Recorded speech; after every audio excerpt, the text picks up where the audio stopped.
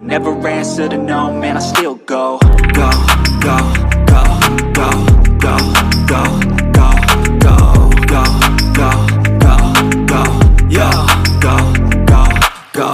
Hustle hard, hustle every single day. I'll be making moves till I'm buried in my grave. To the system, I don't wanna be a slave. I've been doing shit. Halo, assalamualaikum warahmatullahi wabarakatuh. Apa kabar teman-teman? Mudah-mudahan sehat semua, jasmani, rohani, ya, dilancarkan segala urusannya, diberkahi segalanya, amin ya robbal alamin. Oke teman-teman, seperti biasa to the point aja. Saya sebetulnya banyak bahasan teman-teman ya, informasi baru terkait masalah video terbaru dari Nicholas juga ada. Tapi untuk saat ini agar lebih nyambung dengan video sebelumnya, kita fokus untuk video kali ini adalah membahas tentang Federasi Byzantium Agreement, ya, artinya perjanjian Bizantium. Nah ini memang harus nyambung ya dengan video sebelumnya biar tidak terpecah lagi. Karena kenapa? Karena Federate Byzantium Agreement ini dimana ini merupakan sebuah metode yang digunakan oleh Stellar ya. Karena kenapa? Stellar ini adalah merupakan sebuah metode konsensus yang dipilih oleh Pi Network, di mana Pi Network ini adalah salah satu konsensusnya menggunakan Stellar Consensus Protocol, teman-teman ya. Hingga saat ini mekanisme ini memang dipilih karena memang masih terhitung yang terbaik untuk bidang konsensus, teman-teman, seperti itu. Jadi perlu kiranya kita memahami ini memang sifatnya teknikal, teman-teman ya. Jadi bukan sebuah asumsi untuk ke arah value, tidak, tapi ini kita harus memahami bahwa di belakang daripada adanya marketplace yang kita lakukan di enclosed mainnet ini, barter dan lain sebagainya, di real daripada transaksi ya, dan itu memang tercatat. Namun nanti untuk menentukan value ke depan itu teknikalnya adalah ini yang kita pahami, agar apa, agar kita nggak asal artinya mengklaim A, B, C, D ya dan lain sebagainya, tapi memang ada teknikalnya. Nah setidaknya dengan memahami ini kita ada gambaran bahwa teknikal yang digunakan Pi Network ini adalah seperti yang akan kita pelajari bersama saat ini, teman-teman ya. Baik teman-teman ya, ketika kita tahu bahwa blockchain akhir-akhir ini adalah menjadi sebuah teknologi yang menarik di berbagai negara ya, termasuk yang sudah memasyarakat hingga saat ini, termasuk kita yang sedang mempelajari untuk blockchain ini. Kita sangat tertarik dengan perkembangan teknologi ini yang sangat pesat karena implikasinya itu banyak sekali, teman-teman, dari berbagai bidang. Seperti yang di video saya sebelumnya diutarakan, banyak faktor-faktor yang memang nantinya akan mengadopsi teknologi ini ya. Ketika teknologi blockchain mendapatkan daya tarik, teman-teman, pengembangan semakin mengutak-atik ya. Jadi pengembang daripada teknologi ini semakin terus mengutak-atik dan mengeksperimen dengan mekanisme konsensus ya. Yang seperti yang saya bilang, ketika mekanisme konsensus yang digunakan oleh Pi Network ini adalah konsensus Stellar Protocol ya. Namun bagaimana teknikalnya? Nah ini yang kita akan pelajari karena memang ini adalah Federasi Byzantium Agreement ya. Jadi perjanjian Bizantium, federasi seperti itu ya. Cara paling tradisional untuk mencapai konsensus adalah melalui perjanjian Bizantium ya. Konsep dasar, jadi perjanjian Bizantium ini adalah sebuah konsep dasar dalam teknologi blockchain, teman-teman ya. Node ya pada blockchain memvalidasi blok data dengan mencapai konsensus tentang solusi untuk masalah yang diberikan. Blockchain ini memvalidasi blok data dengan mencapai konsensus tentang solusi untuk masalah yang diberikan. Nah, perjanjian Bizantium tercapai ketika jumlah minimum node tertentu itu dikenal. Nah, ini jumlah minimum ini ya, teman-teman, ini dikenal sebagai quorum. Apa itu quorum? Nanti akan terbahas ya, apa itu quorum. Ini dikenal sebagai quorum. Setuju bahwa solusi yang disajikan itu benar. Ya. Solusi dalam sebuah transaksi itu yang disajikan, yang hadir, yang ada dalam sebuah transaksi itu benar. sehingga memvalidasi blok dan kemungkinan penyertaannya itu di blockchain. Ya, seperti itu. Nah, sekarang perjanjian Bizantium Federasi itu, nah, ini dipelopori oleh blockchainnya Ripple.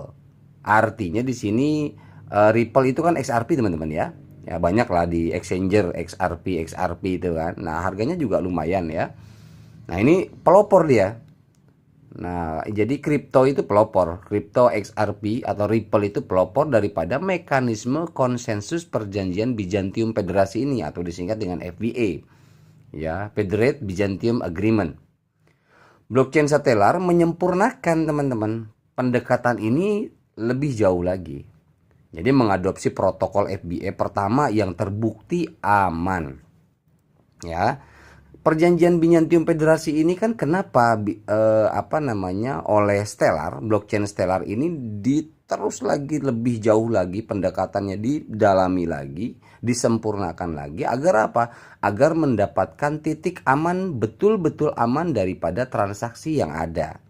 Ya, dalam sistem FBA, setiap node itu tidak harus diketahui dan diverifikasi sebelumnya. Dalam FBA ya, jadi dalam sistem FBA itu, nah setiap node itu tidak harus diketahui dan diverifikasi sebelumnya, nggak perlu, karena itu akan memakan waktu juga teman-teman. Nah, itu kemudian keanggotaan terbuka dan kontrol didesentralisasi. Artinya ini terkontrol, aman, namun sudah didesentralisasi teman-teman. Artinya tidak terpusat tetap. Jadi nggak perlu khawatir. Aman, terkontrol, namun terdesentralisasi. Ya, node itu dapat memilih siapa yang mereka percayai teman-teman.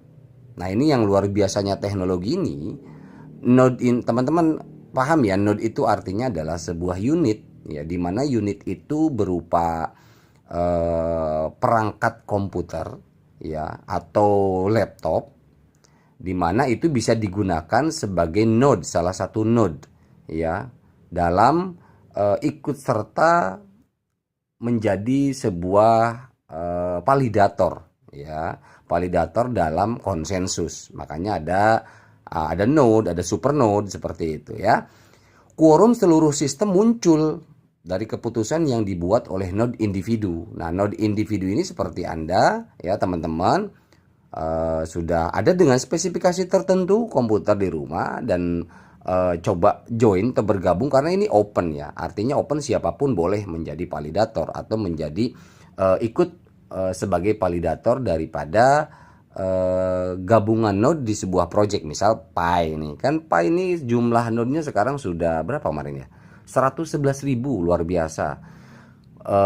Bitcoin saat ini, Bitcoin pun 5.000 node-nya. Nah sementara Pi Network ini kan 111.000, memang luar biasa sekali. Nah ini ketika Anda mau join di dalamnya boleh, dengan spesifikasi komputer yang sudah ready, sudah siap, Anda menjadi salah satu node di dalamnya dan bergabung sebagai validator, yang ada jadi masalah gitu, karena ini open ya, artinya terbuka untuk siapapun ya.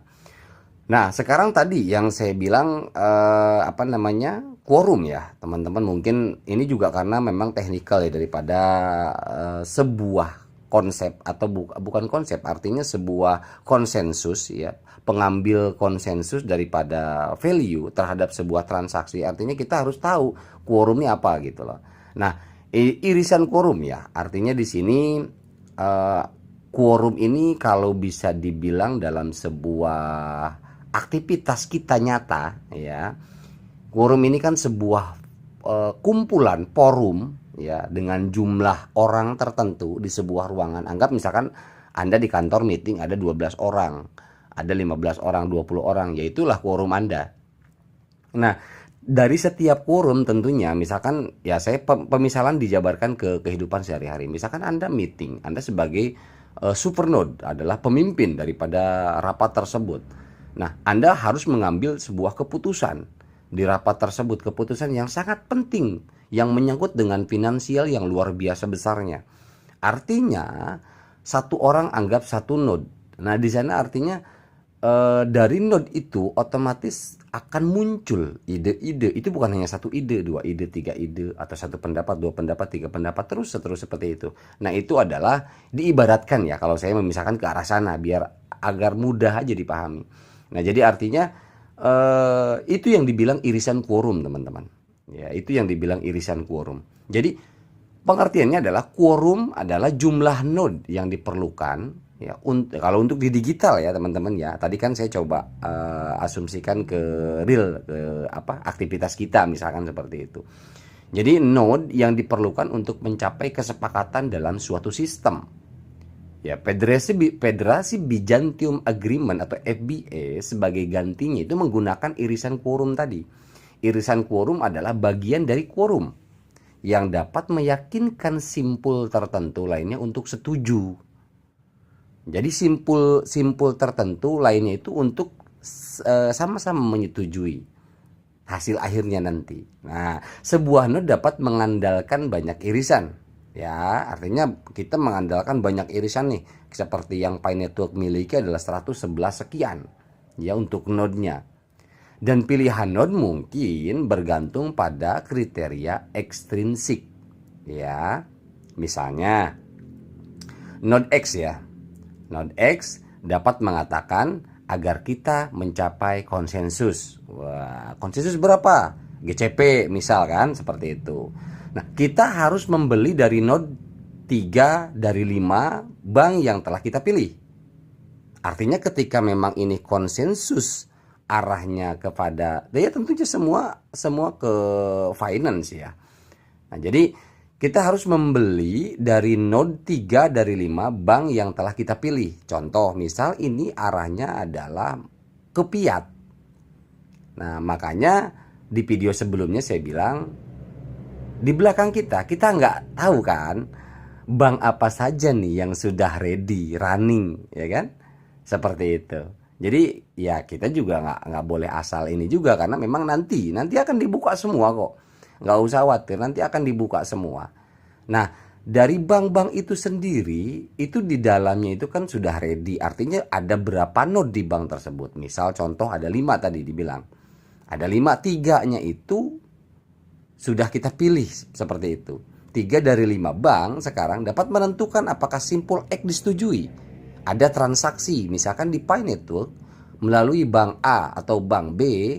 Nah, ketika memang dari jumlah 5 node di bank tersebut 3, artinya lebih daripada 50% sudah menyetujui adanya simpul yang masuk ke node bank tersebut, itu sudah disetujui langsung tanpa ada embel-embel administrasi apa segala macam, enggak, langsung. Karena memang ini sudah ada dalam koridor FBA, Federasi Byzantium Agreement. Seperti itu teman-teman. Ya, menambahkan lapisan kompleksitas lain ya, itu artinya ada tambahan ya. Kompleksitas lain node X mungkin menjadi bagian dari potongan quorum node lain ya. Jadi saya rasa itu ada gambaran lah buat kita, buat pemahaman kita juga sama-sama ya teman-teman ya. Jadi saya belajar di sini, kita sama-sama belajar juga ya teman-teman. Mungkin ada yang sudah lebih memahami ya, boleh disaringkan ya. Boleh disaringkan di kolom komentar dan sebagainya, karena kita membutuhkan itu gitu loh. Namun ini saya berbagi apa yang saya pahami dan saya pelajari bahwa memang begitu adanya. Artinya memang itu teknikal teman-teman. Teknikal karena sebuah transaksi itu abstrak, tidak terlihat. Artinya Anda mengirim uang walaupun fiat bentuknya bukan cryptocurrency, Anda mengirim dari BNI ke Mandiri, apakah Anda bisa lihat secara digital? Sekarang Anda kirim dengan mobile banking BCA misalkan, Anda kirim transfer ke BNI, mobile BNI yang terima saudara Anda di Malaysia atau mungkin di daerah Indonesia, di manalah itu kita kirim, apakah bisa terlihat? Tidak, karena itu udah sifatnya digital. Nah, disitulah adanya diberlakukan untuk di di dunia kripto itu, makanya yang lebih safety dan aman karena ini sifatnya terdesentralisasi. Nah, adanya FBA tadi, Federate Byzantium Agreement, supaya apa? Supaya tidak ada lagi yang namanya kurang aman, transaksi gagal, transaksi loading dan lain sebagainya. Tidak, karena sudah dalam koridor FBA tadi. Antar node-nya sudah tidak ada miss lagi. Karena yang tadi penjelasan sebelumnya kan dibilang 3 saja dalam bank tersebut itu sudah terkoneksi dengan node, misalkan blockchainnya Pailah ya, yang project yang kita jalankan. Artinya sudah tidak ada hambatan lagi. Makanya, dan itu teknologi itu didukung dengan adanya Web3 yang memiliki speed dan kecepatan tinggi. Artinya tidak lagi Anda bertransaksi transfer menit kedua sampainya menit ke-8. Artinya kan ada selisih berapa? 7 menit. Nah, tapi kalau untuk Web3 itu Anda menit pertama transfer, menit pertama itu pun hitungan kesekian detik sudah sampai. Itu. Nah, dan itu memang teknikalnya memang berhubungan dengan irisan quorum ini. Karena memang ini teknologi yang digunakan adalah blockchain ya, yang terdesentralisasi, artinya tidak tersentral. Makanya tingkat keamanannya harus betul-betul. Gitu. Dengan tingkat keamanan itu apa yang dilibatkan? Ya ini teknikalnya irisan quorum yang dibawa Federasi Byzantium Agreement. Ya, seperti itu. Oke, kita lanjut teman-teman. Nah, ini ada negara yang diblokir ya versus divergen. Ya, artinya divergen ini batal ya, artinya gagal ya. Berbeda lah. bukan gagal tapi berbeda. Nah, gini, blockchain harus cepat dan aman. Itu prinsip dasar daripada blockchain. Memang didesain agar cepat. Setiap transaksi atau apapun itu melalui teknologi blockchain itu cepat, tetapi aman, cepat, akurat, dan aman. Jika node diblokir ya, dalam perjalanan menuju kesepakatan, artinya misalkan node dari blockchainnya Fi yang sudah terdesentralisasi menuju ke mana? Contohnya kita ambil Bank Mandiri. Nah, itu diblokir oleh Bank Mandiri misal. Nah, perjalanan menuju sebuah kesepakatan, sementara Anda sudah melakukan transaksi arahnya kemana? Ke Bank Mandiri. Nah, blockchain melambat teman-teman. Blockchain itu melambat karena di sana server atau penerimanya itu sudah diblokir. Node dari kita ini sudah diblokir. Nah, ketika node pada blockchain menyajikan nilai yang berbeda dari node lain, sistemnya divergen teman-teman. Ya, artinya ketika ada penyajian transaksi atau apapun itu akan divergen. Ya, sistem yang berbeda lebih berbahaya. Karena kenapa teman-teman? Beda. Yang diblok dengan berbeda itu effortnya atau efeknya itu beda. Ya, yang diblokir dengan yang tidak diblokir tapi beda. Itu lebih berbahaya yang beda, bukan yang diblokir gitu loh. Nah, karena kenapa berbahaya daripada sistem yang diblokir yang berbeda itu? Sistem yang diblokir itu hanya lambat saja. Tapi sistem yang berbeda mulai menampilkan data yang kontradiktif. Ini yang repot. Nah, ini teknik, makanya kalau blokir sistemnya mungkin lambat ya. Nah, lambat itu artinya ya bisa harusnya hitungan detik, bisa 1 bulan, 2 bulan, ya tergantung blokirnya dicopotnya kapan. Seperti itu. Tapi kalau yang berbeda bukan diblok, ini yang bahaya, yang repot. Keuntungan dari FBA ya, dari Federate Byzantium Agreement, yang pertama, keanggotaan terbuka dan kontrol terdesentralisasi. Itu yang pertama. Kemudian yang kedua, tidak ada penjaga gerbang atau otoritas pusat, nggak ada, karena kan memang sifatnya terdesentralisasi.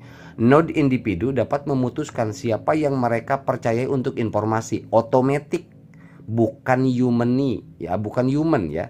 Artinya automatic by system, bukan human yang tersentral. Jadi bisa dibedakan ya. Ya, artinya ya. Jadi di sini tidak ada otoritas pusat. Jadi apapun itu, informasi apapun, transaksi apapun itu langsung bisa dapat diputuskan oleh node individu itu, ya. Kemudian yang ketiga, kemampuan untuk memilih siapa yang dipercaya oleh setiap node. Ya. kemampuan untuk memilih siapa yang dipercaya itu mendesentralisasikan jaringan, teman-teman. Ya, artinya di sana node yang memang sebelumnya kan sudah seperti yang tadi dibilang di bank 5 dari 5 3 yang sudah terkoneksi node-nya, artinya di sana sudah dengan sistem terdesentralisasi sudah safety, udah aman, tidak ada kelambatan administrasi dan sebagainya, peraturan ini itu segala macam nggak ada, karena ini sudah otomatis terdesentralisasi by system ya.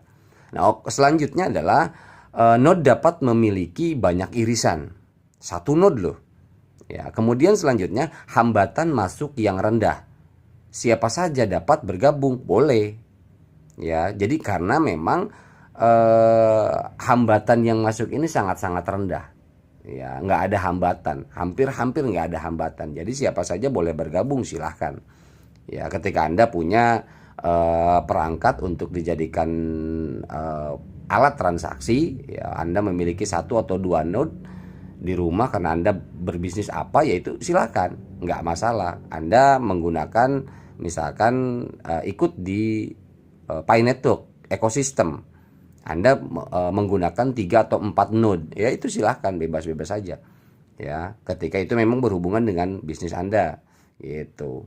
Oke, selanjutnya kuat dalam menghadapi kegagalan. Nah, ini yang luar biasanya. FBA ini adalah memastikan, Federated Byzantium Agreement ini, perjanjian ini memastikan bahwa kuat dalam menghadapi kegagalan. Satu node bisa down, satu node itu bisa down, misalkan dia apa problem di hardware atau softwarenya, saat satu node itu problem dan sistem lainnya akan tetap utuh. Nah, ini yang menarik adanya Federated Byzantium Agreement ini. Sistem ini, perjanjian ini sudah didesain sedemikian rupa by system dengan teknologi yang terbarukan. Di sini satu node down, yang lain running. Artinya kalau 10, 1, 9 jalan. Ya, oke ya. Kemudian selanjutnya node dapat diprogram untuk mempercayai irisan quorum atau sumber eksternal tergantung kinerjanya dari waktu ke waktu. Ya, itu dapat diprogram. Agar apa? Agar mempercayai irisan quorum yang tadi. Ketika saya balik lagi biar lebih jelas, nggak terlalu kemana-mana. Artinya kita ambil satu contoh ya, situ aja lagi. Misal Mandiri itu sudah diprogram, artinya dari 5 node 3 node sudah diprogram untuk apa? Untuk mempercayai irisan quorum gitu ya teman-teman ya. Jadi yang sumbernya dari luar, tentunya dari eksternal, bukan irisan quorum yang sisanya nggak dipakai 2 tadi, nggak, tapi irisan quorum yang dari luar, misalkan dari blockchainnya Pi, dari mana ya, ketika memang itu sudah terkoneksi, artinya seperti itu. Oke, kemudian yang terakhir, pilihan node individu dapat didasarkan pada kriteria eksternal. Misalnya, node milik perusahaan pembiayaan mobil nih, leasing lah kalau di kita misalkan ya, dapat memerlukan pengakuan dari node perbankan terpercaya. Misal dia leasing itu bekerja sama dengan apa? Banyak kan, ada yang BCA, ada yang BNI. Oke. Bapak di leasing kami sudah kerjasama dengan BNI misalkan, seperti itu ya. Nah, itu salah satu contoh real di dalam kehidupan sehari-hari di kita lah. Walaupun itu tanpa melibatkan teknologi blockchain kan, seperti itu. Tapi itu sudah terjadi, artinya transaksi seperti itu sudah terjadi. Misal contoh nih leasing lah ya, memerlukan pengakuan node dari perbankan terpercaya, agen kredit terpercaya, dan node yang akan terkait ya dengan departemen kendaraan bermotor untuk menerima transaksi sebagai sah. Gitu. Jadi nggak perlu ribet lagi, mesti ada formulir data apa segala macam, nggak perlu, karena memang irisan quorumnya sudah oke dengan perbankan tersebut ya. Anggap ini leasing lah, leasing dengan perbankan tersebut, seperti itu. Oke teman-teman ya, baik. Tidak perlu terlalu ini juga, ini kan technical aja, hanya untuk gambaran saja. Kesimpulan yang terakhir adalah buku besar FBA atau Federated Byzantium Agreement bisa up to date dan akurat tanpa mengharuskan semua node untuk setuju. Ini yang luar biasanya ya. Sebaliknya, quorum muncul dari pilihan setiap node ya. Quorum itu muncul dari pilihan setiap node. Sepotong quorum dapat meyakinkan satu simpul kesepakatan ya, sementara quorum meyakinkan seluruh sistem kesepakatan ya. Sepotong quorum aja itu sudah meyakinkan simpul kesepakatan, sepotong quorum ya, ingat ya. Apalagi quorum itu sendiri, meyakinkan seluruh sistem kesepakatan. Tadi separuh aja udah gitu. Kemudian jika sebuah simpul menemukan irisan quorum tertentu yang sepenuhnya dapat dipercaya, ia dapat menyetujui untuk mengikuti apapun yang disetujui oleh irisan quorum itu. Makanya kan saya bilang ini pembahasan teknikal ini menurut saya memang agar apa? Agar lebih nyambung dengan, misalkan teman-teman ada yang nanya, emang konsensus protokol itu bagaimana sih? Kok bisa Pi Network menggunakan ini? Emang kelebihannya apa? Nah, jadi kita harus detail secara tekniknya seperti ini agar paham gitu loh, agar mengerti yang terjadi ya, yang terjadi dalam sistem dalam sistem komputasi ya yang dinamakan node. Ketika sebuah transaksi itu terjadi, ini adalah salah satu gambaran teknikalnya seperti ini teman-teman ya. Oke, itu aja mungkin teman-teman yang dapat saya sampaikan. Kesimpulannya adalah ini teknik daripada sebuah aktivitas daripada teknologi ya, seperti itu adanya. Dan mudah-mudahan ini menjadikan satu gambaran buat kita bahwa tidak semudah dan sesimpel yang kita bayangkan ketika teknologi itu sendiri ya. Kita kan bisanya hanya kapan mainnet, ini itu segala macam bla bla, tanpa mau mengetahui seluruhnya daripada sebuah persiapan yang betul-betul harus matang. Terlebih ini adalah berhubungan dengan finance dan tentunya sesuai dengan visi misi core team berhubungan dengan adanya monetary global, revolusi monetary global. Ini nggak bisa dianggap main-main dan nggak bisa gegabah juga. Jadi hal-hal seperti ini ketika kita memahami sampai teknikalnya pun ya, artinya kita bisa bukan memaklumi ya, tapi bisa memahami langkah mereka ya, artinya bobot beratnya ini kita paham gitu. Jadi nggak sembarang melakukan langkah-langkah ini, revolusi ini nggak sembarang ya. Ini artinya buat ininya aja lah, buat gambaran kita aja lah ya. Oke, itu aja yang dapat saya sampaikan. Informasi banyak sebetulnya tentang ada video terbaru dari Nicholas wawancara next setelah ini baru. Sengaja video ini saya dulukan karena ini melanjutkan daripada video kemarin ya. Mudah-mudahan ini bisa dipahami, bisa dijadikan sebuah gambaran buat kita semua ya, termasuk saya pribadi juga ya. Kita kan di sini sama-sama teman-teman ya, sama-sama belajar lah. Oke, mudah-mudahan, mohon maaf bila ada salah-salah kata, mudah-mudahan ini bermanfaat. Terima kasih. Wabillahi taufiq wal hidayah. Wassalamualaikum warahmatullahi wabarakatuh. Sukses teman-teman.